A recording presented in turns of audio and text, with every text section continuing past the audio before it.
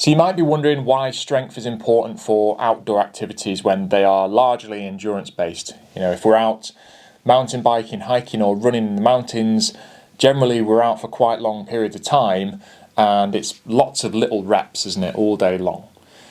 Now, to look at why strength transfers over, we need to have a look at the relevance of a 1 rep max, for example. And what I mean by a 1 rep max is basically lifting a load, lifting a weight that you can only do for one single rep and no more reps. So for a back squat, for example, if you put a load on your back and the load was so much that you could only do 1 rep, that would be your 1 rep max. Okay, that's what I mean when I'm referring to the 1 rep max.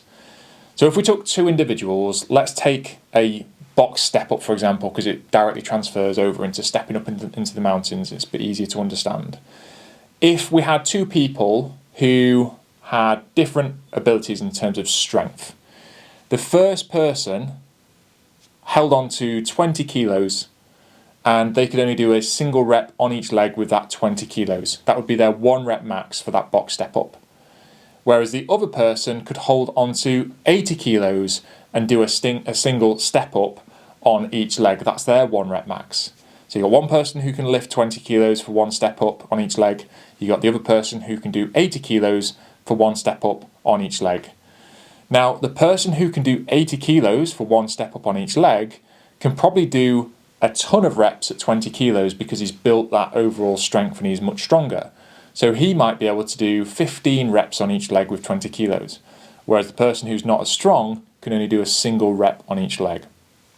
And if you now consider the additional weight that you're going to be taking into the mountains in terms of when you've got a pack on your back, if you're going out for multi-day expeditions, or even if you're running and you've got additional kit in the mountains because you're carrying a pack, and all your safety equipment and food and water, that's going to be an additional load.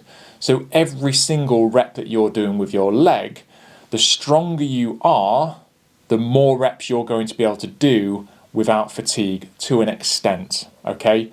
So we need to be building strength, but also we do need to train those muscular endurance physical qualities as well. So strength is super important as well as muscular endurance. So we're going to be training both of those physical qualities in this training plan, but that's why strength really does matter even when we're doing endurance activities.